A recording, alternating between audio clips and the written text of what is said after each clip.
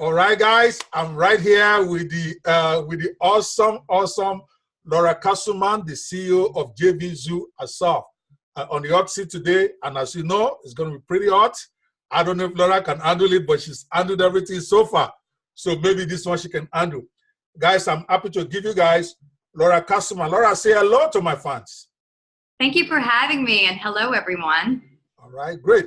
Guys, you know, the purpose of this hot seat is really to bring some of the people who matter, some of the people who are making things happen in our space, and basically get them to explain who they are, what their business is, and then resolve some issues that some of us might be dealing with. I don't believe in whispering in Skype groups. I believe in asking the person who can answer, at least to give a side of the story before anybody forms opinion. So Laura is going to be real hot today, but first, we're just going to go right to it because I don't try to do fluff here. It's a 1 hour deal and we're going to cut to the chase. So most of us only knew of you, okay, when you emerged as the CEO of JVZoo. But my understanding since that time, okay, is that you actually had about 15 years experience or more in corporate and other business endeavors before coming to JVZoo, unlike what most of us thought initially, that this was just an arrangement that they brought Laura. Tell us about your corporate past, even before you came to JVZoo. Absolutely. So, you know, a lot of people do know that my past includes a dance background. And I was in New York and I danced with the Radio City Rockettes. And that's something I'm very proud of. One of the things that I also was very aware of and made sure to plan in my life was that I never wanted to retire from dance and be a dance teacher. I think it's awesome there are studio owners across the country, but that was never my plan in life. And I also didn't want to retire from dance and start as a newbie in corporate America. I couldn't imagine I didn't know how long my dance career would go, but I knew that I would either be in my late 20s or my early 30s before I would retire. Because I had a really nice dance career. I was pretty talented. But one of the things that I made sure to do was dual resume. So the entire time while I was in New York City dancing with the Rockettes and various shows, I was also working in corporate America. Okay. So I had gotten to the point in my dance career where I was talented enough to work the 3 months required out of the year at Radio City Music Hall, but also work in corporate America. And I made sure that I was learning and that I was taking on more challenges in corporate America than were my colleagues, so that I stood out and was able to not only leave my current position for 3 months, but I would come back to a promotion almost every single year. So I took what, you know, most people get anywhere, depending on where you are in corporate America, from 2 weeks to 4 weeks vacation. I left for 3 months and came back almost every single year to a promotion. I worked in the fitness arena for a long time, managing clubs with New York Sports Club, which is owned by Town Sports International, the only publicly traded fitness company. And I worked with Equinox. From there, I went into the legal field. So I was a director in U.S. legal.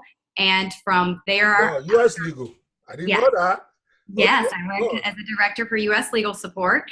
And then after that, when I retired from dance, I had built up such a solid resume that I stepped into my first executive position in a physical therapy corporation. And I think that's one of the biggest things, is that when you understand business and you understand how to run businesses and manage teams, it doesn't necessarily matter what industry you're in. So I went from fitness into legal services, and from legal services into the medical field, and from the medical field into internet marketing. Man, that's a dangerous lady right there. She's a rocker, she's a rockette, she's into legal, she's into fitness, and she is gorgeously beautiful. No wonder. All right. Now, so you guys now know that Laura is not just a pretty face, and she doesn't like to boast about her accomplishments. So I'm going to push her a little before I really get the hot fire going. Tell us a little bit. I'm sure you went to some school. You have some education. Tell us a bit about your educational qualifications, because in our field, it really doesn't, most field, it doesn't matter. But many of us out there also have some degrees that people are probably not even aware about. So talk to me. So first of all, my mother has multiple degrees, and that was the deal in my family growing up, is that I was able to do whatever I wanted to do growing up, as far as being in sports, performing, dancing. I joined a performing group when I was in the 5th grade. I performed every single weekend with them. But I was able to do those things. I could take piano lessons, play, whatever sport I wanted to, and join any club I wanted to, as long as my grades were high. And so I had a bar to meet that my parents set, and they never wavered on it. And the first thing, because I love dance so much, so the first thing that they would take away would be dance. And so they made the consequences high. They were very, very clear on what the expectation was. I did go to a private school, and it was a college prep school. So the competition at my school was very high as well. Every single test score you got back, you were looking at the people sitting around you asking what each other got. So I'm competitive by nature. And then I can see that. And then college. So I moved out of my parents' home at 16 to do my first professional dance job. And the deal was always that they would allow me to continue to do that as long as I understood the expectation was to go to university. So I went to UNC in Greensboro and continued my education there. And I work with a lot of developers that are insanely intelligent who don't have degrees. I also have a female developer that's finishing her PhD in computer science. And so we constantly go back and forth about, do degrees matter, right? It depends on the job. It absolutely depends on the job. When we're hiring here at JVZoo, we want to see your skill set. We don't care if you have a degree or not. Other jobs, my degree. Because it matters. You got some to show them, right? Yeah, and that's what I was going to say. When I'm interviewing for jobs, my degree comes into play. It certainly is what got me a leg up in corporate America. But I've always taken courses, so I continue no matter what. I'm always learning something. I'm always getting certification here or there. And I read insane amounts. Until I became the CEO of JVZoo, on average, I read 3 books a week. Wow. I'm a reader. I read like maybe 3 books a week too. I still do. Sometimes it's tough when you're preparing for a lunch, you know that. Oh, of course. So you're going to have, it's on average, right? So you're going to have weeks where it just doesn't happen. Yes. Since I became the CEO of JVZoo, I would say I get about 1 book every 2 weeks now. Wow, that's still massive, considering all the issues you have to deal with on a daily basis. People like us who can't even log into their accounts. Okay, we're coming to that. All right, now let's start raising the ante a little bit, okay? Can you give us an insight, understanding that this show is watched mostly by digital marketers and people who are looking to do business on the internet, all right? Tell us how you came to be the CEO of JVZoo, and I might as well put it out there. All right, some are saying, oh, it's the connection of the former husband that had something to do with this. They just want to bring her because she's related to one of the founders. Can you clear the hair for us? Is this a family arrangement or there's more to it? So does it have something to do with Chad? Of course it does, because Chad, my ex-husband, is the one. Oh, Still no. up. There we go. Yeah, go ahead. Okay, good. So yes, Chad, my ex-husband, introduced me to Brian Zimmerman. And the first day, or I guess we were at dinner. So the first dinner that I had with Brian, he and I just talked a ton of business, and he was asking about my background and what I did. And I told him at that time I was going into companies and I would go in almost undercover. They wouldn't tell people who I was or what I was doing. And I would get anywhere from 1 week to 2 weeks to a month there at the business to see what was going wrong, who were the employees that weren't doing their jobs. And then they would get an email from the vice president of the company saying, you'll be meeting Laura Casselman at this time at this location. Please make sure every single person is there. And I would, at that time, I would separate the room in half. I would ask the people on the side of the room that were close. Let's keep it on the topic. How did you come to JVZoo as CEO? That's what I'm going to tell you because this plays a large role. Oh, okay. So you are leading to it. Okay, go ahead. I thought maybe you forgot me. Yep, I would tell the people on the side of the room closest to the door to raise their hands. And they would raise their hands and I would say, this was your last day. So Wow. your foot is to the door, please leave. And then it would leave everyone in shock. The people that were left in the room, I would say, I know I just terminated half of, our employee base, but here's what you need to understand. So you are like a Lee Iacocca or something. Well, I believe that when we are paid to do a job, we should do that job. Otherwise, we're stealing money, and that's my opinion. If you're paid to do something, you don't deliver the work, then you're taking from a company, and you're taking from someone else who is desperately trying to get a job. People, we don't have enough jobs. There is a responsibility. You must be a responsible adult. So I was explaining that to Brian Zimmerman, and I was telling him how then I would tell the rest of the team, I know it seems overwhelming, but you were the only ones doing the work. And the good news is I've now taken all of their salaries, and I've evenly given you all a raise. So now you can do the work, but you're all making more money. So Zim and I talked about that, and when we left that, he was like, I want to work with you. Well, after that, Zim and I continued to talk for a while, but he was also having conversations with Chad saying, I really want to work with Laura, but I need to make sure this is okay with you. So he and Chad talked about it for a while, and it was several months later before he called me back and said, I want to bring you on at JVZoo. This isn't your industry. You got to show me what you've got, and you've got to learn it, and I'm not going to hold your hand. And I said, that sounds perfect to me.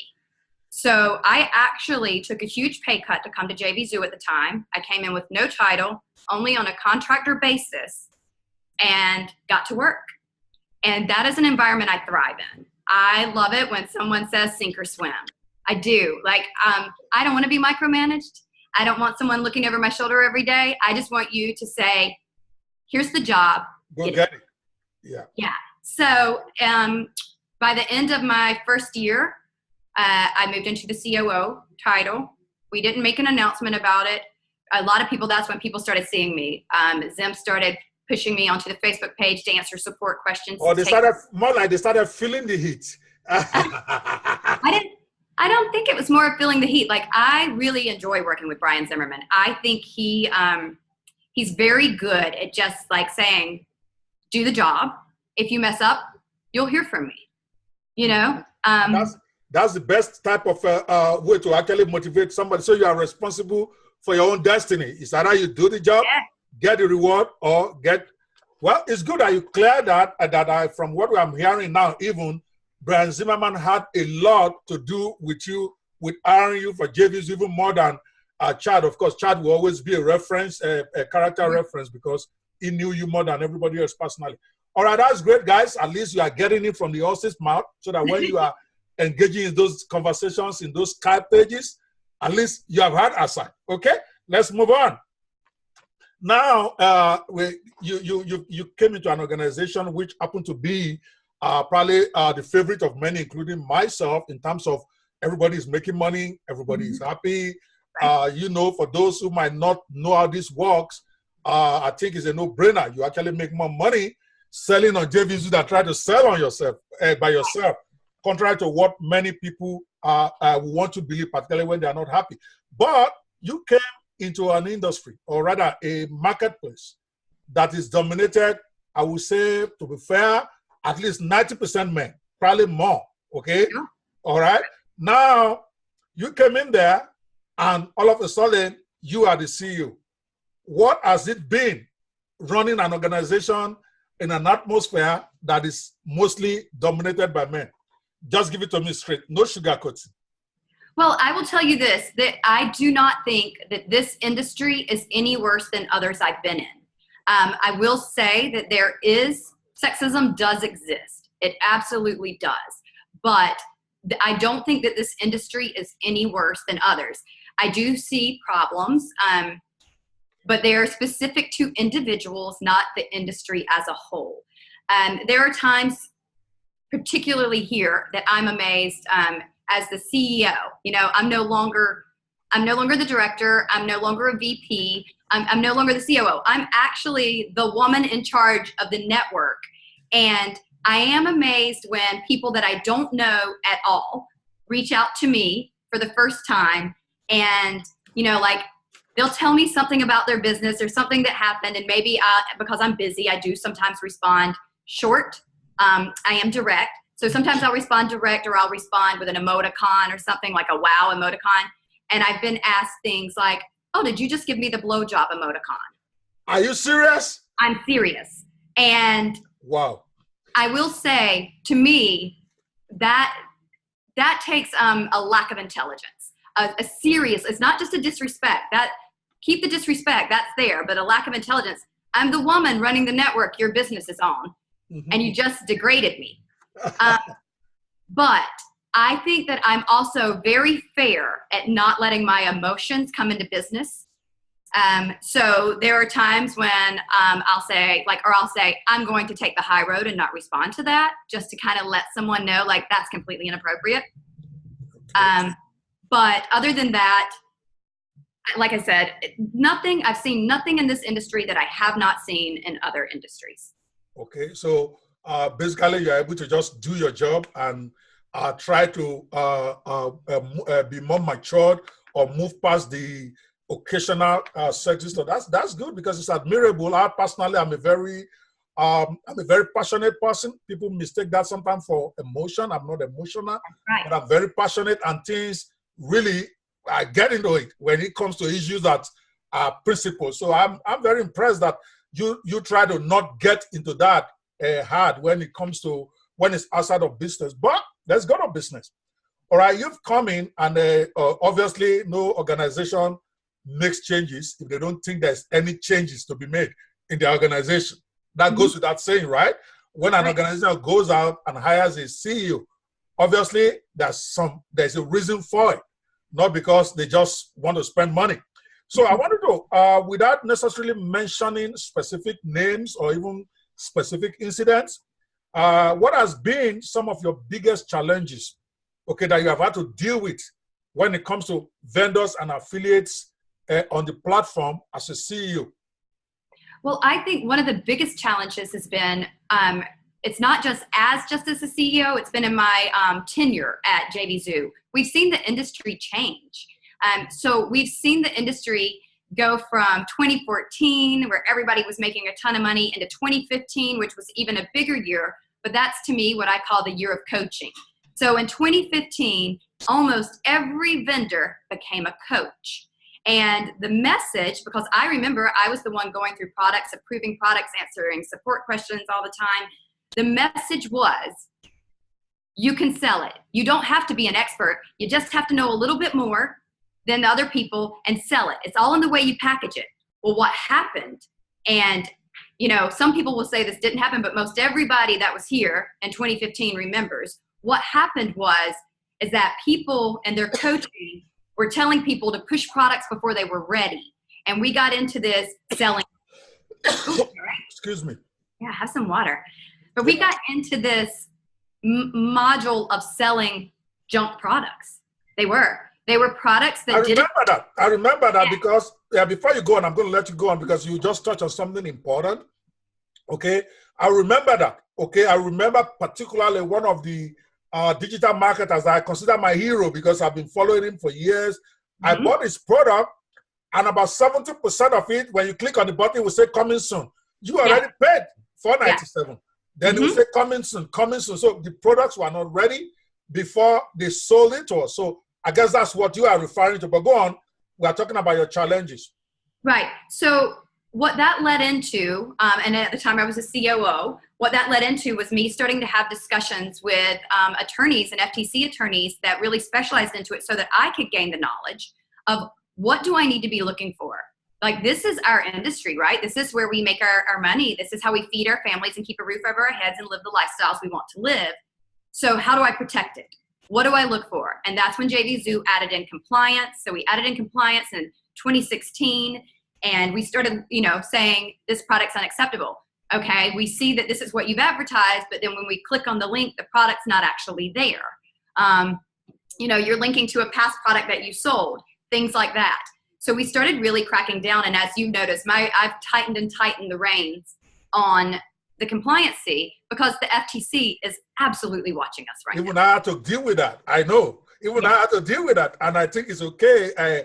Nobody likes change, obviously. And so if initially there's a lot of resistance, including even from me, irritation, that what's wrong with Laura?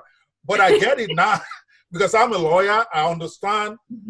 Is one thing when what I call the dynamic trial, even though they may not consider themselves now the trial, when they were running the show, okay, it was more happy-go-lucky. Everybody's happy. Everybody's making money. But the minute JVZoo started doing millions of dollars, you become a target. And I know what that means, okay? As a lawyer, once you become a target and you don't tighten up, it's just a matter of time before somebody takes it all away from you. So I think it was a good thing they brought you. And for many of us out there who might have been dealing with some of these, I can say I'm not a defender of anybody. You guys know that. But I always like to be fair and say it the way I see it. I think what we are dealing with, okay, even I had to deal with it last week concerning one of my own products, is a situation where you have an emerging organization that started more like out of just passion, not so much in terms of thinking too much the future, come in at great success. Now they need to stabilize it. They've brought a no-nonsense CEO who really is like saying getting a pharaoh who doesn't know Joseph. And you just come in and you are not really paying so much over respect or so much deference to some of the big names, and that I think is what led to some of the conflicts we saw. But tell me, okay, you are telling us about some of the challenges you have to deal with. One of them is compliance. What else? So yeah, okay. Aside from the compliance, I think that keeps on carrying over though into the fact that you're right. We're not showing favoritism. It's a protection of the entire network. So we're not asking anyone to jump through hoops. And we know that you're all rushing, especially vendors, right? You guys are preparing for your launch and it's a stressful time. But what I get is constantly messages from the vendors that say, hey, Laura, your compliance team won't approve my product. And I know that the sales page says coming soon, but we need to do testing right now. So can you get that? No, I can't. Because the moment as a network I approve it, it says that I said it's there. And so it is truly not us asking you to jump through hoops. It's us saying, we want to protect this industry and your business. And we want to protect our business too. We're not here for this quick money grab.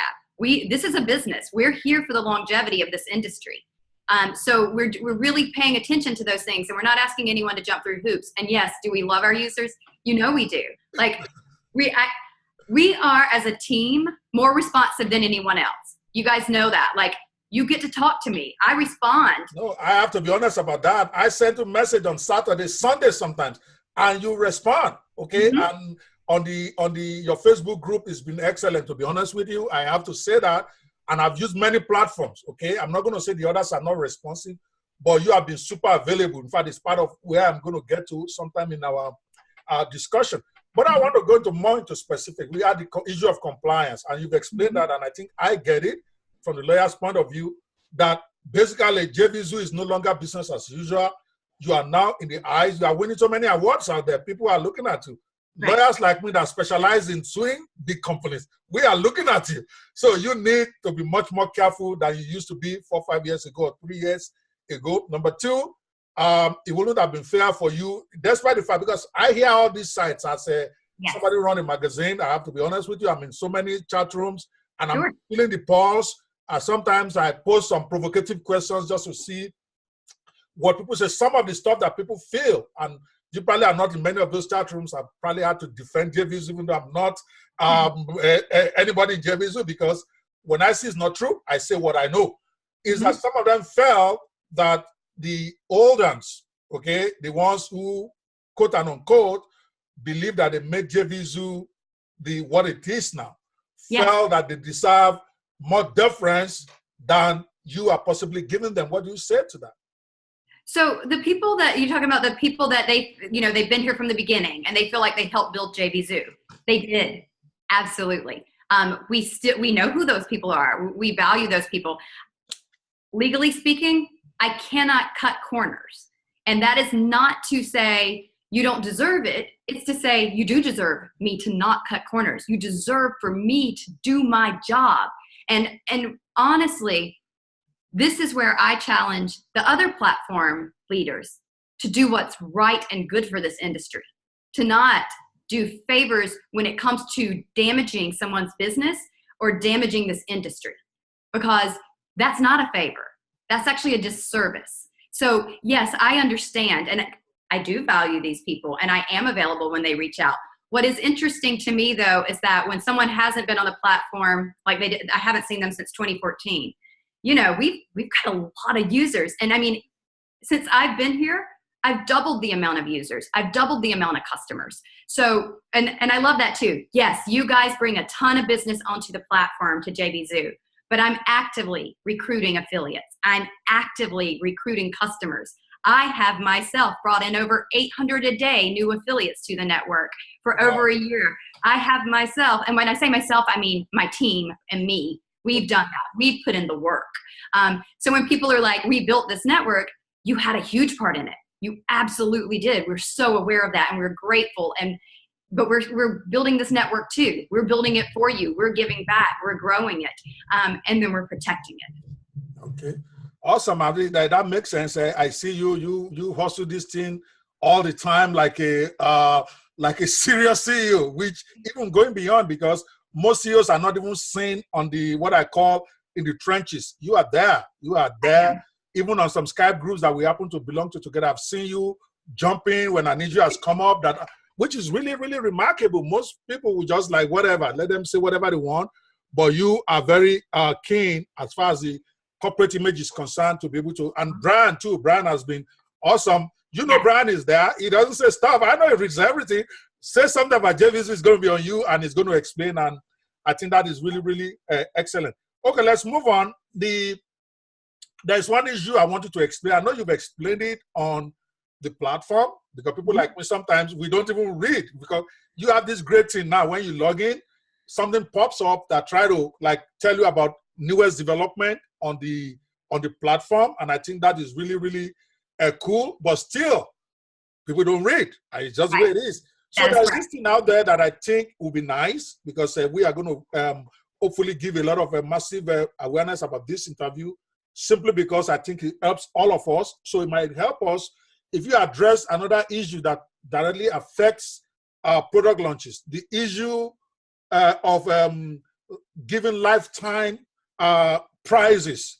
Okay, I know that has led to lots of products getting disapproved, even affecting, because I was just reading that recently, affecting on one of the articles on the JVZoo blog, that it can also even affect being qualified for POTD that all of us value so much. This issue of doing a one pricing and saying lifetime and whatever. What are the issues surrounding that, and how can somebody avoid that being a problem, even if they want to do that kind of offer? Okay, so the word lifetime is very confusing to consumers, and the reason it's confusing is because what lifetime? Whose lifetime? Is it the lifetime of the product? And how long? What's the lifetime expectation, right? Is it the lifetime of the vendor? Is it the lifetime that the vendor feels like he's like, oh, a year later, it's time for this product to die? What does lifetime mean? And a lot of times, 99.9% of the time, lifetime isn't explained. So and it's not just for this industry. It's in every industry, which is why the FTC addresses the word lifetime. It's a very confusing term, and a lot of times it upsets consumers. And so what we saw consistently, I did not make this decision lightly, is that I saw it being used as a sales tactic, lifetime access, lifetime hosting, lifetime this, and then you would look 6 months later, that product's no longer being supported. So to me, that is bad business. And bad business is not what I want to promote. And so here's the thing for that, is that lifetime is never going to be clarified in the way it needs to be clarified. I looked at it as, if I tell our vendors this must be explained better on their sales pages, how many times back and forth are we going to go with compliance for them trying to get their products approved? What it looked like to me was it was going to become a huge frustration, because we're constantly going to be like, lifetime, you didn't describe that. And then they say lifetime of the product. Well, what's the average lifetime of the product? We're going to keep going back and forth, and that's more frustrating for everyone involved. So I said, let's remove the frustration. let's remove the word unless it's part of your brand or company name. There are special cases where someone can write into our support and explain exactly how it'll be used and how they're going to explain it on their sales page. And if those things match up, then we will approve it. But those people are also willing to do the extra steps, and they're not going to get frustrated in the process. But for a blanket statement, we removed the ability to remove the consumer frustration. Okay, so now let me get this straight now. I get it. I can understand like lifetime hosting. I just promoted that. I know it's in their name, so that meets your criteria. But what I'm hearing now is really even that it's not even what I've been reading about in the chat rooms. You really haven't banned the use of lifetime per se. You're just saying you can't just use it as a default. If you're going to use it now, you have to be ready to meet some criteria to justify having it. Is that what I'm hearing?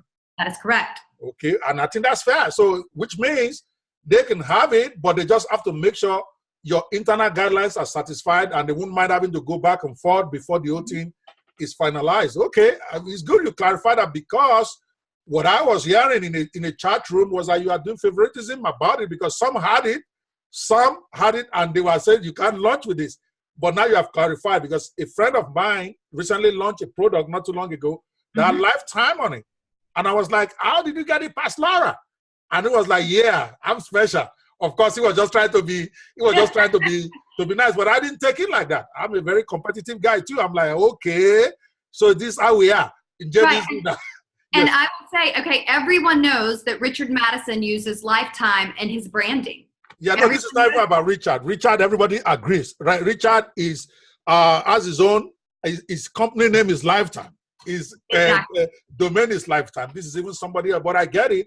So, which means what JVZoo is saying to you officially is we're not really banning the use of lifetime per se, but you can't just have it on your page without complying with the legal issues and procedural issues that make us comfortable, so that when FCC or whoever goes after them, they can defend. Does that summarize it?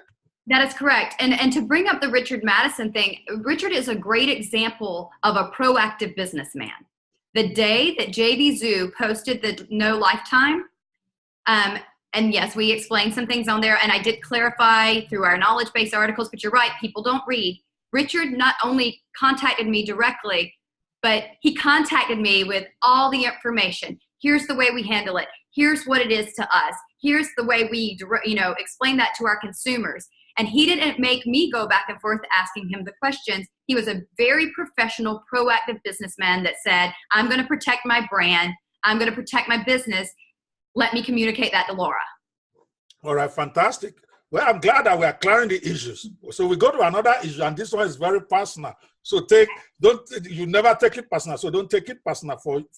But because I'm very competitive, just like you, okay, I'm not sounding greedy.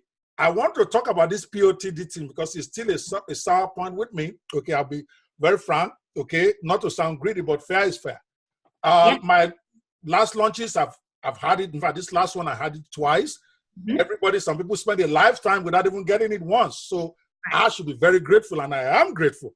But I had an issue, and I need you to be able to explain to us, because when things are not clear, people tend to form negative ideas that may not necessarily represent the truth. I know better than to form idea because I have access to you. I can whine to you, and you will be patient enough to explain to me. Okay, but we had a scenario, okay, which my team kept telling me, you got to talk to Laura. I'm like, yeah, I have talked to Laura. We have a scenario. We did a 5-day launch. In that 5-day span, we were number one wire to wire. You know that it's called Designer. We had another great product by another great affiliate, vendor that was number 2 throughout our launch. During that 5-day span, we got 2 POTDs, and we are eternally grateful. But number 2 got 3, and I'm not happy with that. Got nothing to do with the guy. I don't even know who the owner is. I just know it's a great product because obviously they were selling tons and selling tons. I checked the stats. We sold more. We had better conversion rates. We were number 1 wire to wire. We made more money wire to wire. We made more sales. Why did we get it 2 times and they got it 3? I don't have a problem if you have to go to a number 4, number 5, because I know without even being told this is not just about sales or about percentage. So there's a lot of intangibles. So I'm just curious. How did I end up with two? You owe me one, Laura. Talk to me. Okay. So I don't recall. I mean, I recall the week that you launched. I recall, I can remember your sales page, and you had stuff from the current movies on your sales page. I remember that. And I remember you reaching out to me, but so many people reach out to me every day, right, Opie? So like, I don't always remember, because I get messages about product of the day every single day. There's not one day that goes by. Say that again? What's that? Say that again. I missed that last sentence. I get messages about product of the day every single day. Every day, someone is upset that they didn't get product of the day. Oh, okay. So it wasn't just me. No. Okay, I get it. Okay. So I will give you not a specific answer to you, because I don't necessarily remember, but I will give you a bit broad but more concise answer. When we are looking at product of the day, multiple things go into it. So the first thing we do is to make sure that it's not just compliant, but it's the upper tier of compliant. And we've really locked down on that lately. I have gone back in probably the last month to my team to lock it up even tighter, to say, listen, pages that are technically compliant, but they're towing the line, are no longer going to be pushed forward. If it is like, okay, here's the law and here's my toes of the sales page, we're going to pull back and say, let's go with the safer sales page. Because always, always, you will hear it over and over again. It is my job to protect this company, and it is my job to protect this industry. Wow. Hold on, before you go on in further explanation of the C, it's good for somebody to even have some. Do you know I was not even aware that compliance is a big part of POTD? See, huge. A lot of people don't know that. Right. It's huge. Okay. So, yes. So not only does your page have to be compliant, but we don't want someone who's towing the line, someone who's really pushing it and saying, well, I did say that they can make $247 overnight while they're sleeping on autopilot, but I put an earning disclaimer. Go on. So to me, I'm like, thanks for the earnings disclaimer. Nonetheless, that's really towing the line. So we're going to go take this one who's making, slightly less in conversions and EPCs, and we're going to push this one because it's safer. It's safer for the industry. Okay, so there's that. Then, of course, there is conversions and EPCs, right? Because we're picking the product that's best for our affiliates to promote as well. So we want to say, look, this is converting. But then we dig down deeper and we go, okay, this has got high conversions. This has got high EPCs. Who's promoting it? Was it just the vendor and his business partner? And did they do a little private promotion first to get their EPCs up? But there's no other affiliates promoting it, right? So then we look at those things. And then we look, if you've been launching for several days, who's continuing to promote it, or who's now moved on to the next thing. So we look at all of those things and we see, is this best for not just JVZoo? Is this best for the network? Is this best for the industry? Is this best for our affiliates? Is this best for our consumers? Okay. So that decision, obviously you are the CEO. Is it, that I was watching Billions, there's some decisions the guy just takes. Nobody gets an input, he does his thing. There are some he involves other. Is this like a group effort or a Laura decision? Let's go. Oh, you froze again. Did you hear me? Now I can.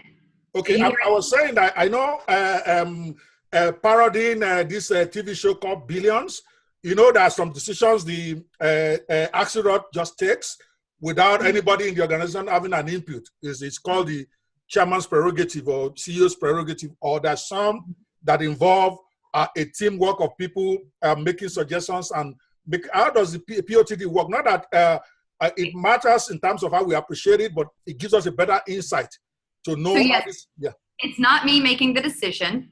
Okay. I have set the guidelines and I continue to tighten the guidelines around it. But what I will do is that I have one person who's solely in charge of it. But for that person to make the decision, there is Richard Waterbury, who's our compliance manager. The first thing he does is look through the products each morning and he sends that person a message saying, these are the products. Because we're checking timers too. You put a scarcity tactic on your page. If it's not working day 2, oh, we're reaching out to you. If the price didn't change when it's supposed to, we're following up with you. If we're promoting you as product of the day and it's the last day, we're also reaching out to you to say this price better change tomorrow. Uh-huh. And when it doesn't, we reach back out and say, we just emailed our list. We promoted you. We emailed our list saying, by today, the price is going up and you didn't change the price. So we just lost the trust of our consumers because of you. Like you can ask around. This has been happening a lot lately where we're like, you've got 30 minutes, change the price or we're pulling the product. Wow. Yes. Now, see, it's good that we're having this interview because, yeah, these are stuff that people, we've taken for granted in the industry before, but I agree with you. In fact, with Designer, it took us about 2 hours to change it, and I was already hearing from some affiliates. And I think that is good. I wasn't happy that they were stressing me, but hey, if you say it's going to change midnight, it better change midnight. You can't fall asleep. You got to change it. I get it. Right. So guys, yeah, you got it. POTD, there's a lot more into it beyond just number of sales or revenue. I have a better understanding now, even though I still don't agree. That number 2 should take 3 while I take 2. But it's okay. I can live with that. And I appreciate that. And it's probably one of the biggest innovations in the game because it makes everybody work harder. And the clearer the criteria is, even though it can never be precise, because there's still that element of feel, which I understand. It makes all of us better because if you can get POTD, that is a big endorsement for your product. And it's only fair too for JVZoo to dot all the I's before they put out their themselves. Great job. And of course, it doesn't hurt with sales. That was a great job. You guys gave us a lot of bounce and we appreciate it, even if others don't. Okay, let's move on. All right. Now,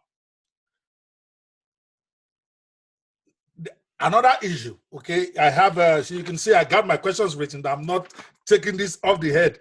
All right, now here, there's also been a big debate in the forums. Okay, yeah. I troll the forums, as you know. I want to know what's going on. I want to talk about what's going on with me. I want to respond to all that. So there's this big issue that is actually like across all the Skype groups that I belong to now that I think will help if you can really throw some light in there. The issue, and this has happened to me, and thank God I also reached out to you, and in fairness to you, you took almost an hour to engage me, to explain to me. I appreciate that this was even over a year ago. You might not even remember that. But that was my first real engagement with you, and I was just stunned because you never got irritated. You took time to answer all my questions. And from the perspective of a CEO, I had to admire you because I wouldn't have done that. I'm just being very frank. But let me bring the issue, okay? Sometimes vendors promote their own products, either through a webinar or through their mailing list. And then at some point, they found out that some of those sales that they got from people that they mailed to ended up as sales by JVZoo affiliate, at least the JVZoo affiliate. All of us know what it is, BBC and maybe another one, okay? Or another affiliate gets it. I've also seen that happens.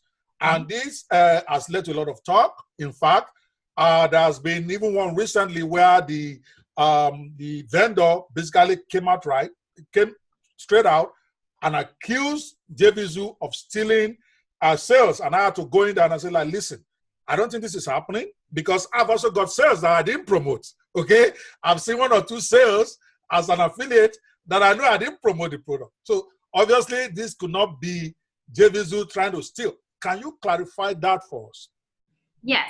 So one of the things is that we promote global cookies, right? So you got the last cookie wins, and that cookie is never replaced until another cookie overrides it. So unless you're doing a private promotion and you've marked it to not let affiliates promote it, it's only you promoting it, the last cookie will always win. And so you may email out your list and it may have your link, and the person may click on your link and go look at the sales page. But a lot of times, we all know this, consumers are bouncing around, they're looking at different things. In particular now, consumers are so educated and they know that people are offering bonuses. So a lot of times what we see when it's another, they're like, no, this should be so-and-so affiliate and this affiliate got the credit. A lot of times I can say, well, that consumer may have thought they bought from, affiliate A, but ended up buying from affiliate Y, because that's how many different bonus pages they were looking at. Because I can tell you the exact time they pulled up each and every affiliate link and looked at their bonuses. We have all of that tracking. But also, it could be that, say they bought one product and then they didn't buy the upsells and they left. And then JVZoo retargeted them. Like we put money into going back out. Like we do retargeting on Facebook. We do retargeting for our marketplace all the time. We're constantly putting in money to get you guys more sales. And so it could be that they clicked on a link of JVZoo somewhere else. I don't recall a specific instance for you, but you also know that I will take the time to not only research, but I can tell you exactly. Yeah, you actually did. You gave me like a kind of step-by-step, all the links. And like you said, you took an hour to do that. I'm very appreciative of that. But go on, because this is mostly for those who may think they don't have access, even though you don't restrict access to anybody, or who don't have the time to come look for you. And right. I'm enjoying this. So go on, please. But we will always take the time to tell you what links they clicked, and we can prove what links they clicked. We can tell you where the sale was tracked from, and we can see when they clicked your link or if they didn't. And now what we're also seeing a lot of is, because consumers are becoming more educated, is that they're clearing cookies. So we can see when consumers will go to an affiliate, click on the affiliate link, see the sales page. We can see when they actually get to the checkout page, and then they clear cookies. And so no affiliate gets credit. Wow. And then they're like, but I clicked on this link, and we're like, and you also clear cookies. Or we can even trace it back all the way down to say, we're going to reach out to the consumer. We know you've got something on your computer that's clearing cookies. We have worked with so many consumers that either they had a plugin on their computer that had a cookie stuffer, or they had a plugin on their computer that cleared all cookies and wiped all cookies. Interesting. Okay, now that you mentioned it, because I have seen where I promoted the product, okay, I didn't get the sale for the front end for one part, a couple of people on my list, but like we all know, they are on everybody's list, okay? And then I got credited for the upsell. I'm like, what the F is happening here? Now I get it. Some customers are smarter now. Maybe they see my bonuses. They see your bonuses. They want both. So they probably buy front end from you, clear cookies, and then come back with the other one, okay? Many don't know this can happen. I didn't know this until right now, okay, that part is even possible. So they clear once they clear cookies, it means that let's say they bought the front end and they clear cookies. That means whoever link they use to buy the upsell is one that will get the credit, not the original guy. Well, and now here's the thing too, to get to the upsell page, either you're already there before you clear cookies, which is going to go to no affiliate from there, or the vendor has done what we say constantly don't do. They've listed their upsells to be seen in the marketplace. You should only list your front end product to be seen, because then, yeah, for you could have it could have been your customer who purchased something else after they purchased the front end, and then you were the last cookie. So then they go and they go back and they buy something else that's in the marketplace that's an upsell. And we've got filters for our public marketplace, because a lot of people will name their product, like let's say it's Netpreneur Hot Seat Interviews, and then you'll see the next thing that's like NHS OTO1, NHS OTO2. That's the name of their products, and we're like, I said, don't put those in our marketplace, pull them. So a lot of people don't even name their upsells. Okay, you're right. See, and we need this. This is good. I didn't know that. We even have some like that. Okay, FPS OTO1. Yeah. So that's how it's going to appear in the marketplace. Oh my gosh. So we always tell our vendors, don't make your upsells available in the marketplace. Don't make it available in Find Products. People should be finding your front end, and then from there, know there's a funnel and upsells. Okay. All right. Fantastic. I appreciate that. Is very, very, very educative on that point, because it's been a sour point with many who don't understand, and many don't understand why JVZoo doesn't really have an incentive to steal anybody's sales. Everything come through them. Okay. Actually, that would damage our network. Yes. And we're here for longevity, and you'll hear it again and again. And if there's anything that I want people to know about me, and my actions should have proven over and over again, is that integrity in business is the top priority for me. So, I mean, I am certain that my actions always show that because it's the way I conduct myself. But for people to not ask, if you have a question, ask, reach out. If you're not getting the right answer from support, that's our Facebook page is there. I see it all. I may not get to it all, but I see it. And if something's not being explained properly, I will then pop in. You know that even in chat rooms. Like, I see it happening all day long, but if something's really wrong, then I'll pop in, or Brian Zimmerman pops in, because we understand. I've seen you guys in action many times. Okay, still talking about some difficulties. I'm picking out some of the, what I call the more recurrent ones that people have either imperfect information about or don't know how to deal with. And I think this one about losing sales is really very important. I've learned from it. I didn't know some of the stuff you just said. There's another one, and this one was still debated even yesterday, about the issue of illegal cookie stuffing.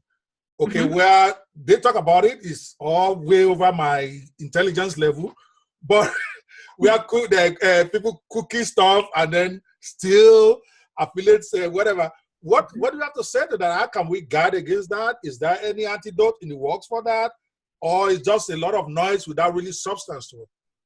Well, okay, so there are cookie stuffers out there, and the moment we find them, we're always looking for them. And the moment they're reported, people can tell you when they report things like that to me, I take it very seriously. It gets, of course, sent to Chad and his team to research it. That's their forte. It's not mine. I can do a lot of research, but not as in depth as the development team can. So, but we do take it seriously. We prioritize it. The moment we find out you're cookie stuffing, you're banned. You're completely banned. And then we also know how to look for those cookie stuffers who are going to open multiple accounts.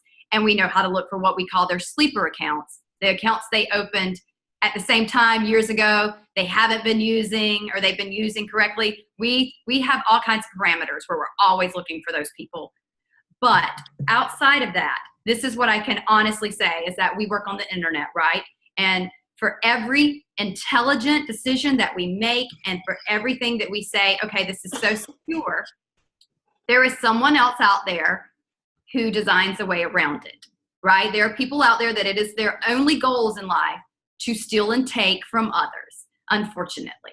And so what you will see is that it, has it happened on JVZoo before? Have we had, cookie stuffers? Absolutely. Can I tell you, we've got this new anti-cookie stuffing cool thing? Yeah, but is it ridiculous? It is. It's a false claim on my part, because as soon as someone claims that, someone else is out there trying to figure out how to get around it. Which is why, you've seen major things. You've seen PayPal be hacked. You've seen, major servers be hacked. One of the credit unions hacked. There's all kinds of ways that these things are happening with far bigger corporations with, larger development teams and protection behind them. Yeah, I get that. I was researching that. I was actually good. There was one particular edition of our magazine that we actually wanted to make it about cookie stuffing, but we got stuck because the whole thing was just too complicated for me to deal with. So we rested that particular edition. But is there anything that, any advice you can offer? Just like you said, even Amazon.com gets hacked by cookies. I saw the other day when they had one guy that has stolen $5 million worth of sales from Amazon. I'm like, so what is JVZoo going to say? Okay. So, but is there any advice for the doofus like me? Educate your list. So it used to be, and this is, I learned from our users, right? I always am paying attention to what you guys are doing so I can give you the tools you need. So I noticed that our users were starting to email out their list when they were selling a product, and they would have a screenshot of the checkout page, and they would say, and look for my affiliate ID here. So I was like, let me make it easier. I don't want you to have to compare 5, 6 digits. Let me say, here's the affiliate ID and the affiliate name.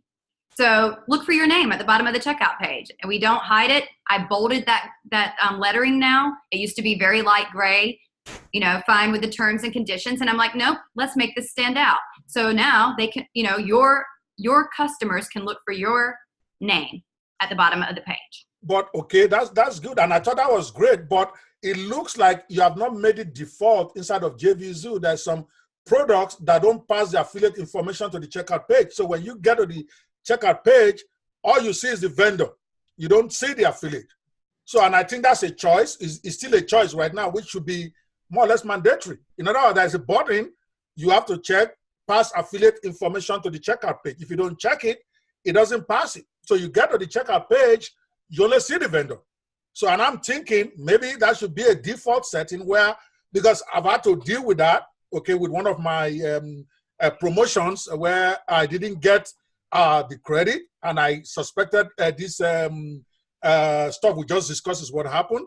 So I was trying to educate my list, but I realized that the vendor still has a choice to either make affiliate information pass to the checkout page or not. And I think maybe I'm just recommending maybe that should not be a choice anymore. So that way people can educate, because if you educate your list, just like someone like Omar does it all the time. It gives you advice on what to do, where you are. But when you get to the checkout page, maybe that vendor has not transferred affiliate information to checkout page. You are going to be confused because you are going to see the vendor only.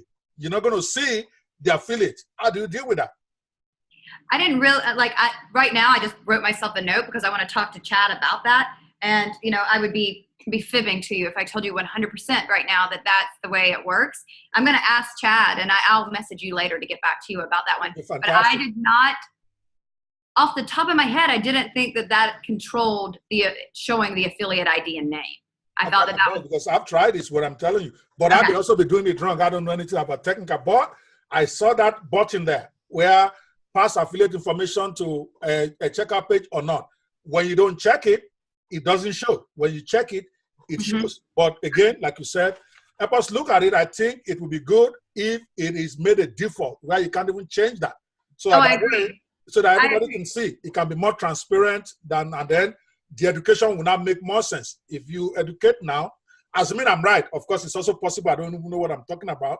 So you check it out and let me know. If what I'm saying is correct, and you have got to tell your list that they must see your name or your number on the checkout page, and they don't see it, even though it's still credited to you. Now, when they don't check it, you still get the credit actually. It's just that it doesn't show.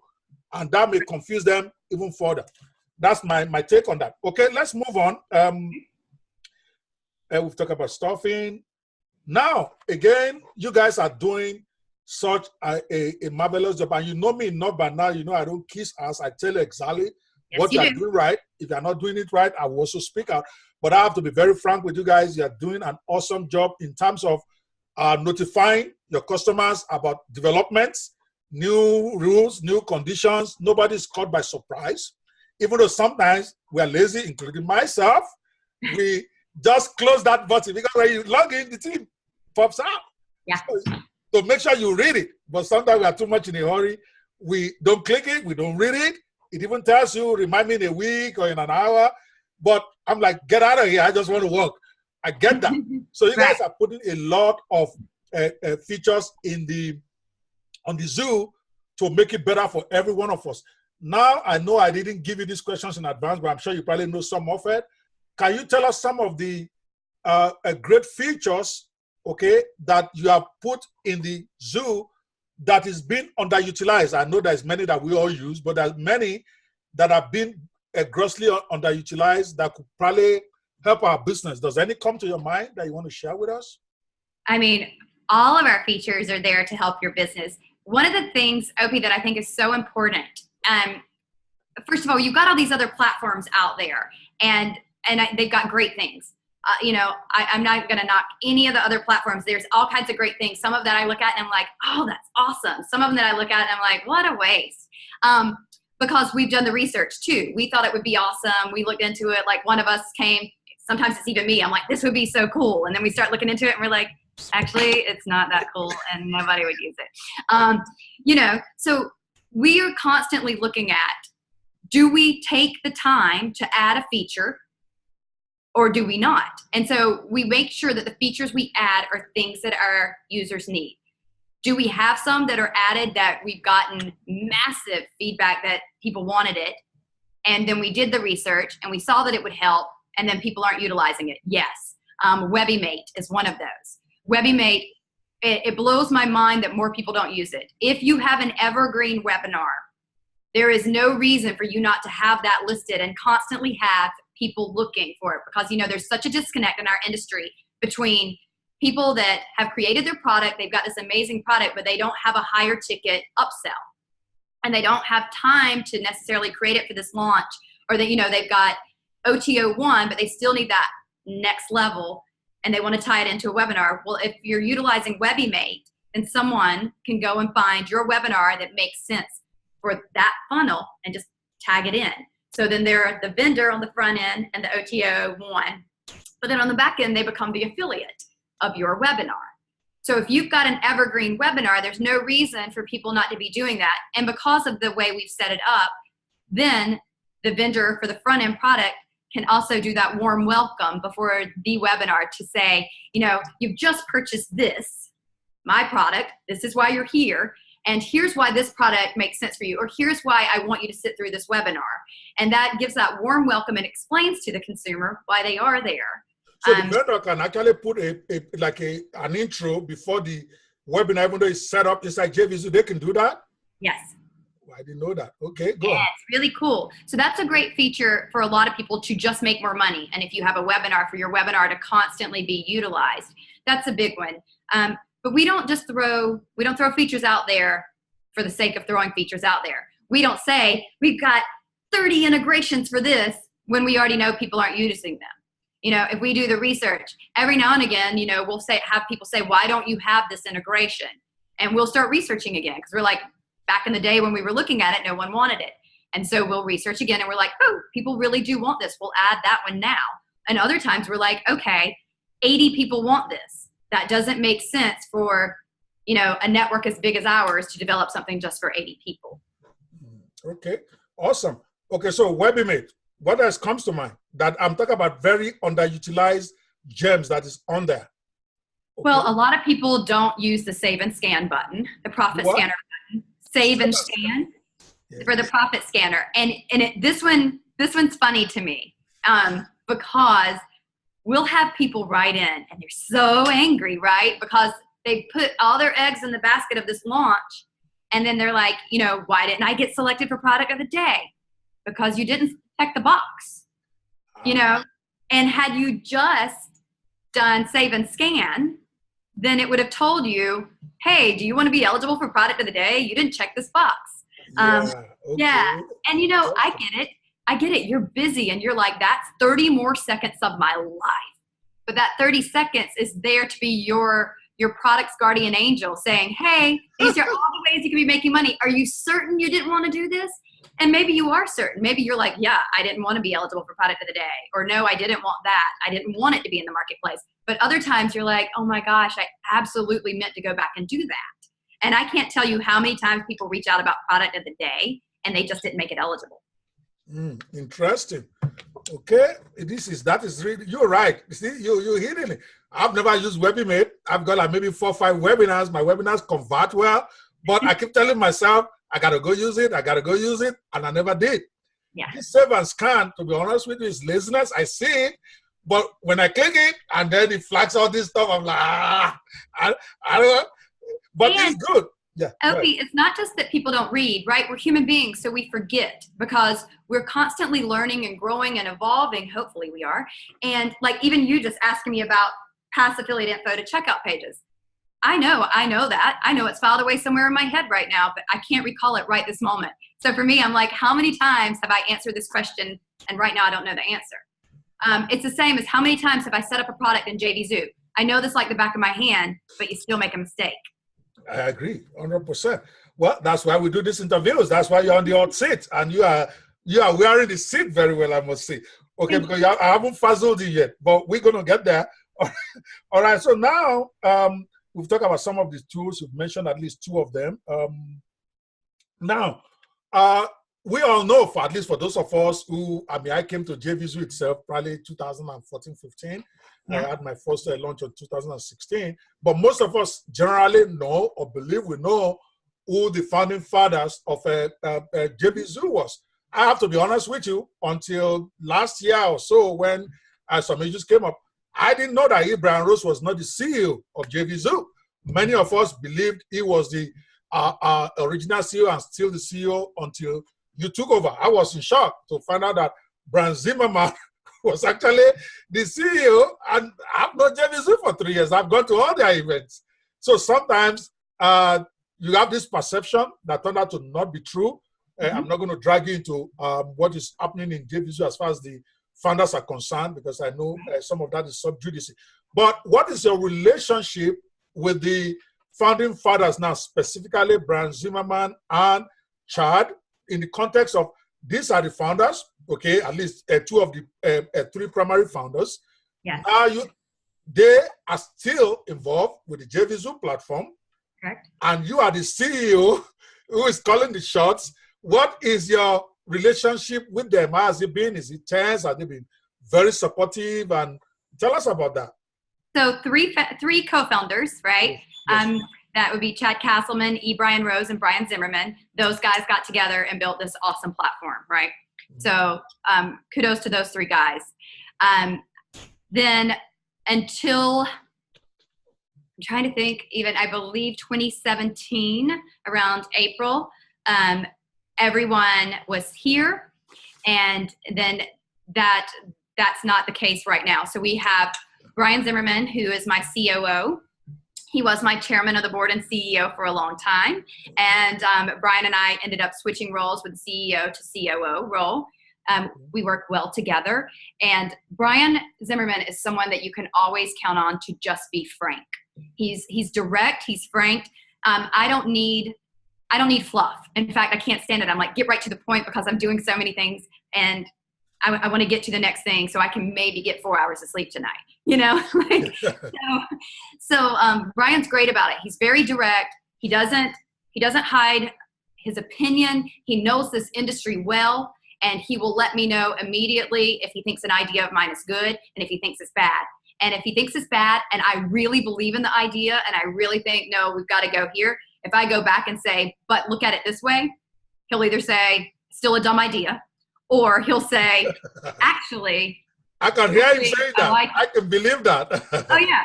And it's great, though, because sometimes, right, we really think we know what's best. And then someone is like, it's a dumb idea. And it takes the wind out of your sails for a minute. And then you have to really go evaluate it. And then for me, I go, do I push it back again? And do I say, here's why?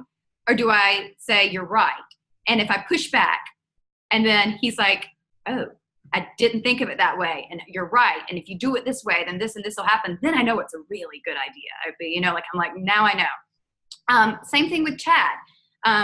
Chad is very different than Brian and I. Like Zim and I have our operations, running business, kind of analytical way of looking things. We think we're analytical, but Chad is the developer who's got, that very different mindset.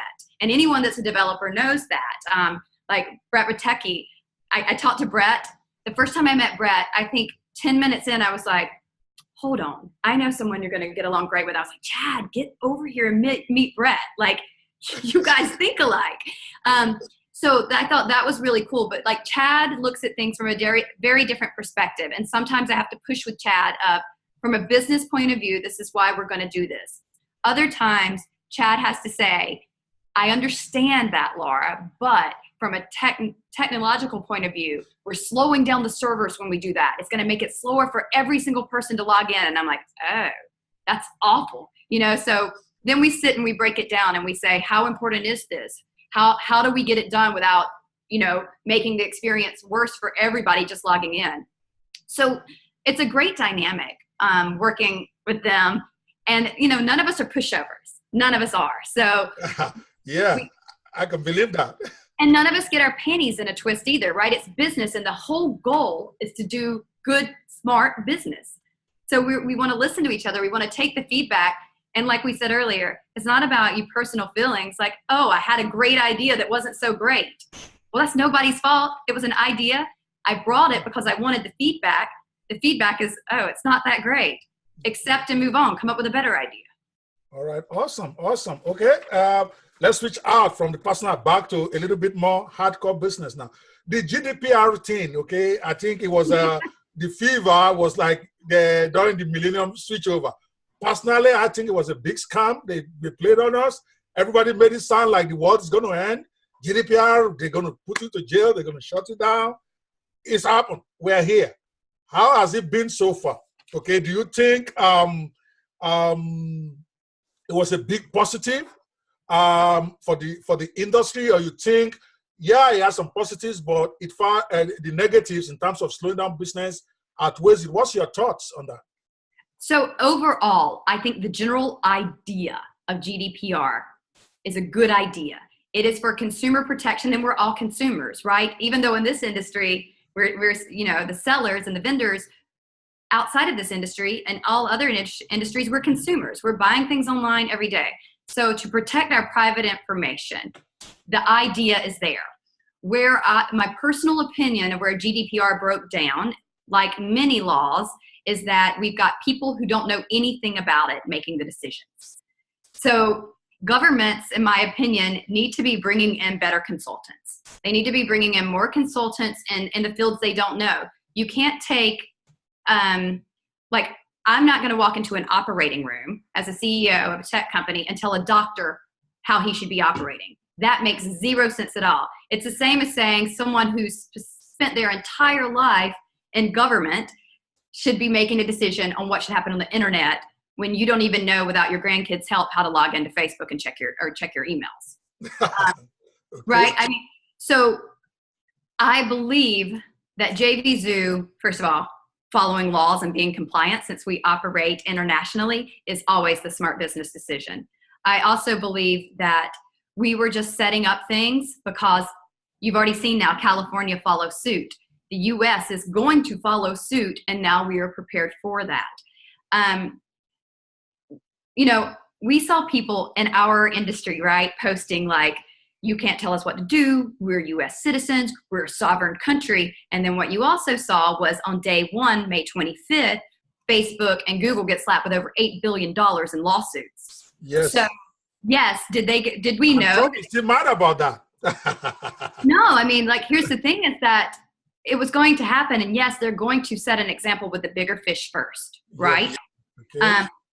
But it's a good idea. We're moving in the right direction of protecting people's private information, and now JVZoo and the other networks that followed the laws, which is super, right? Because we're protecting this industry. They're set up for when the changes come directly in the United States. All right, awesome. Well, I just think that it's just a big hassle, okay? Because everywhere you go now, you get on a site. This site accepts cookie. You got to click this. But I get it, okay? They are trying to protect the consumer, but I have a very radical view about this, but this is not about me. I feel that if somebody is over 21, what are you protecting? He should know better how to give his money or not give it, but that's me, all right? Mm-hmm. I'm not for legislative intervention too much in anything where it concerns adults, but I could understand how this could get out of hands if they allow people to do whatever they want. Let me take it back again, which is unusual. When I do my interviews, I like to put it in sections, but I forgot something that is important, that I feel that, talking about features, I understand having more is not necessarily better in terms of features. It's like when you buy a VCR, okay? Mm-hmm. Most of us only use the play, fast forward, record, okay? But you see people buying VCR because it's got like 200 features, right, as opposed to play, rewind, and record. Same way with the platforms. I've used many of them, okay? Once I finish my lunch on JVZoo, most times I try to make extra money elsewhere as I can get it, and I've used several of them, from pay.com to ClickBank to Pay Kickstart to Zaza. But one thing I do notice though, so I'm not going to be one to get involved in what I call the hype of features. To me, it's overrated, okay? But there's one though that I'm thinking, if I were to suggest, okay, or if I were to say there's only one thing JVZoo is missing, that I think, yeah, you already are ahead of the competition. Nobody's going to doubt that. Even your competitors, they recognize that. But there is still one thing that I think is an issue, okay? And I hope you take this well and maybe explain why you haven't done it. If you have, because from what you say, you always do your research before you implement any feature. You don't just do it because it looks like a golden thing. This one-click upsell, I love it. I mean, I use a Tribe card for my after-sales marketing. Everybody's trying to save money. I don't want to pay you 5% if I don't have to. Okay, So, Yeah. but I noticed the one-click upsell really did increase the bottom line in my pocket. At least from the little I can track, I'm not a good tracker of a funnel. Why don't we have that? Everybody else is getting it. Right. Okay. So this is not the most simple answer, but it is the most truthful answer. There are some hindrances to using PayPal's adaptive payment. The old PayPal adaptive payment that is what originally put JVZoo on the map, right? And I have watched the other things that people have done, and I have also heard the feedback, and I've also heard, different people saying, well, PayPal came to us because we're the only ones innovating in this industry now. And this is what I can tell you, is that no one is closer to PayPal in this industry than me. No one. And I have been working personally with PayPal for nearly 2 years now on the replacement for adaptive payments. And that is the marketplace. Some of our competitors have already rolled out the use of marketplace. And what it is, if I call a spade, is it's the marketplace not properly prepared for what it needs to be done, and it's patchwork together. It is band-aiding things together to make it work for what they want it to work as. And I'm not knocking that, because you know what? It is doing it. I have made the decision with PayPal that they need to do better before we implement it. I'm not going to patchwork something together when it comes to my users' money. I'm not doing it. No. Before we go into this, because I didn't even know how deep this was. I just knew that I liked the feature, but apparently this. Yeah, the feature is cool. Okay, this is an issue that you have obviously been talking about and discussing, and I won't be surprised that you'll have a very close relationship with PayPal. You give them a lot of money, more than all the others put together, maybe. Okay, so that should count for some. But Mike, you said something that I didn't know. Are you saying the one-click upsell does not work well with adaptive payments? Is that the issue here? So adaptive payments, as it is, has issues. It's old code. It's old code that hasn't been updated in 6 years. They weren't taking care of it. They were going to kill it. And then, as they were about to sunset it, they realized, oh my gosh, there's this whole industry that's using the heck out of it, right? It's our industry. We're killing it using adaptive payments. So then they started having discussions and meetings, and I've been a part of all of those meetings of what we need as an industry, not just JVZoo, but what we need as an industry, what makes it work. Before you go on, because sometimes I got a lot of newbies watching this show. Can you just do a quick explanation of what is adaptive payment? I know what it is, but coming from you, it sounds better. Yeah, so adaptive payments is what allows your consumer to purchase something from your sales page, and it looked like the sale only went to you, the money only went to you, because it did. In that split second, it went to your PayPal account, but then as soon as it hit there, it instantly split into that chain payment that paid, JVZoo out, your affiliates out, your JV contracts out. So it's that beautiful thing that allows that to happen. And while it was amazing 6 years ago, 7 years ago now, it is also outdated and old code. We all know technical debt is acquiring every single day that we aren't improving, right? We're always acquiring technical debt. And just you think about your iPhone or your cell phone that you used 7 years ago compared to the one you use now. So that's the thing, is now we're looking at, we need updated technology. And I've been frustrated with PayPal. It's been 2 years. Well, they have something in beta right now, from what I'm hearing. I think one of the other outlets, one of your competitors, I'm not going to mention the name, they've been touting that they have this new PayPal that you guys don't have. Why are you stuck with your PayPal? They do, because I refuse to accept it now. I will not take it, and it is not as quality as it should be. It was offered. I denied it. I demanded better. We are looking at getting that code at the end of this month. We will test it. I will not roll it out to my users until it is top notch. And listen, I get the one-click upsells. I want the one-click upsells. I want it for my users. And, and like I said, I've looked at it. We all make our decisions of how we're going to run our business.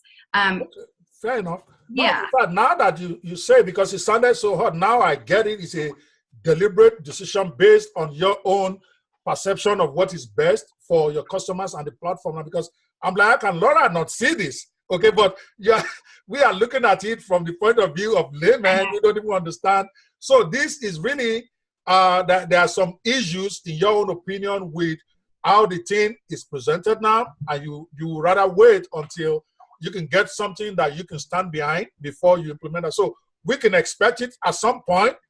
Yes, and Opie, I will tell you this too. Yes. Just to show how close my relationship with PayPal is, when we do release it, PayPal will be marketing it with us together. Awesome. I like that. Okay, great. Guys, there you have it. It's because we've had this discussion. For those of you in that group that I'm not going to mention the group, you know that group I'm talking about. We had a whole discussion about this one-click upsell. That's it. Even though I was defending Laura, I didn't even know that she has a genuine reason. I'm like, no, maybe this thing is not good. I don't even know the technicalities that is there. And I'm glad that you cleared the air, because sometimes people, try to be mischievous about some of this stuff. And like you rightly said, you all have a right to decide what is best for your customers, and for them to get the best experience you have in mind. And everybody may the best person win. Okay. Now let me go down to the last two questions, because we are already like 20 minutes out of time. Okay. But I love talking to you, and we've not had fluff. That's very good, because every segment of this is of importance to in fact, I'm even going to get it transcribed, and I'm going to give it away for free for those who want to read it on their own. All right. Okay. Now, I'll have two more questions only. Okay. And this is, I know you don't like to boast. I know you don't like to tout your own, but you got to do something for me. Can you tell me some of the innovations, okay, you have been able to implement since you came to JVZoo that has improved the experience for everybody and also the bottom line for your company? I'm like, wow, we've made so many changes over the years. I mean, you guys know we're constantly updating and releasing. It's hard to even remember. Zim and I were talking not too long ago, and we were like, because he was trying to say like how much money JVZoo had grossed while he was here. And I thought he was lowballing himself. I was like, no, I don't think I've done all that. And he was like, did I do more? And we were going back and forth, like it's I was not here at the beginning, and man, those guys knocked it out of the park, right? They totally came in trailblazing and just created this amazing platform. But, since I've been here, so much has changed, and I don't know what's been done in what position, to be honest. I mean, I know, God, the whole platform, the look of it's changed, the feel of it's changed. We've tried to educate our consumers a lot more. Education's a big part, of mine. I don't want to. When I first started with JVZoo, I do remember that it was very technical. If you didn't have a developer, you almost needed a developer to list your product. So ease of use became a top priority of mine. Education, JVZoo Academy became a top priority. Cleaning up the industry, protecting the industry, those are huge things of mine. I'm constantly just trying to make the platform easier to use.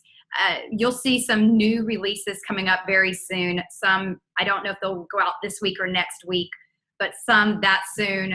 And for us now, we don't just release the feature, we split test the heck out of it before we release it.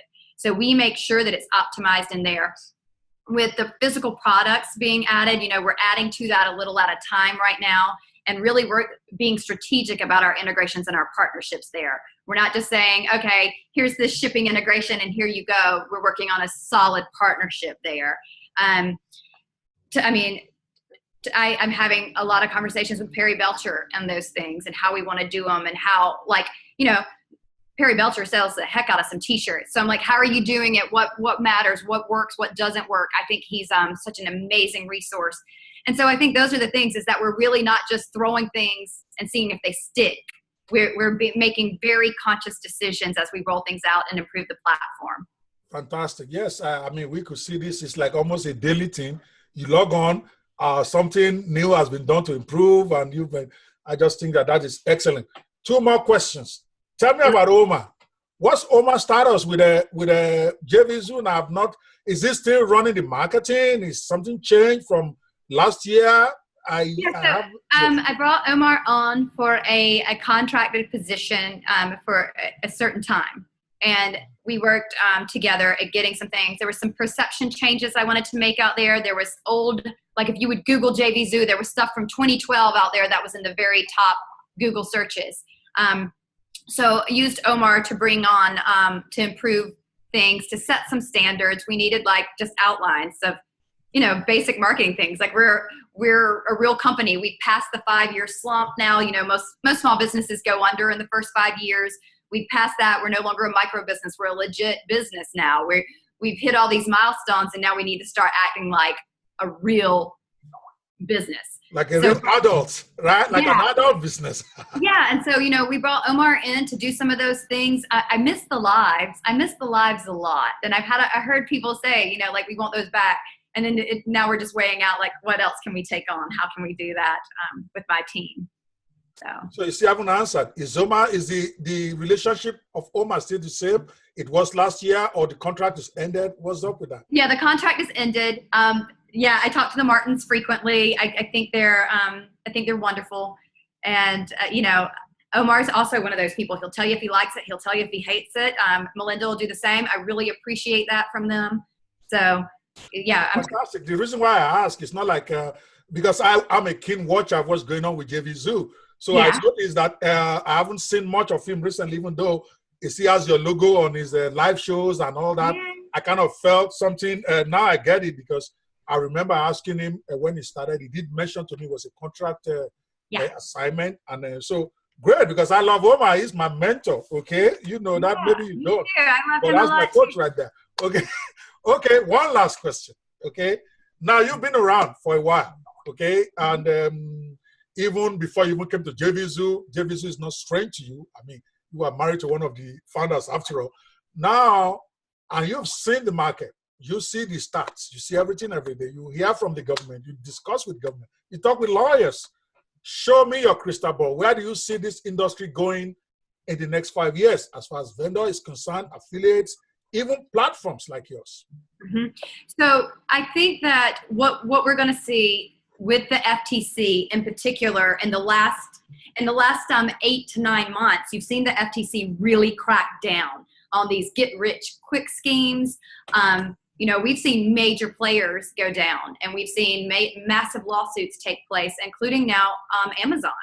So I think we're going to see more of a spotlight on our industry, that it will hopefully be a very positive thing for our industry. We'll see that it's weeding out the scammers or the people that just want to do a quick money grab and run. This industry is amazing, right? You can make money from home. You can build a real business, and you can have an income that you would never have in a typical corporate America slow climb the ladder atmosphere.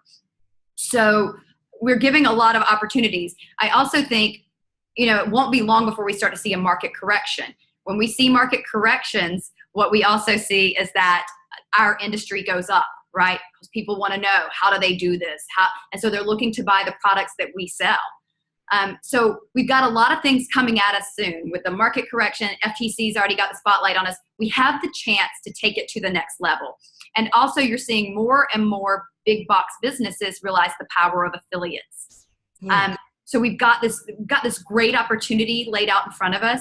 And that's why I'm constantly saying, like, there's got to be other platforms out there, right? It's not just JVZoo. There's other platforms out there. There's other ways people want to do business. There's room for that. I want all of the industry leaders to verse themselves with the laws, to enforce the laws, and to protect this industry.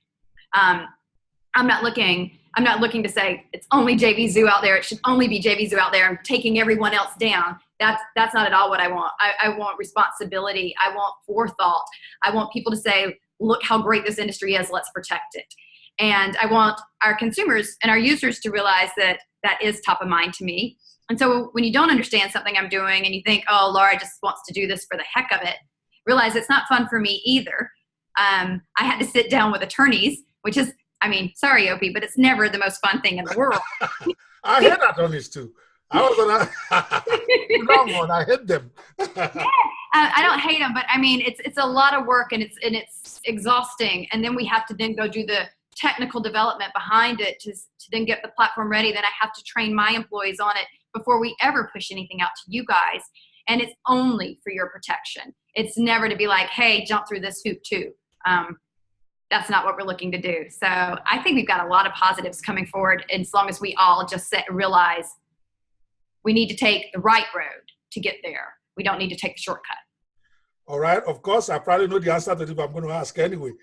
JVZoo is on the Iron Throne right now, at least as far as the new marketing platforms in the last 7 years are concerned.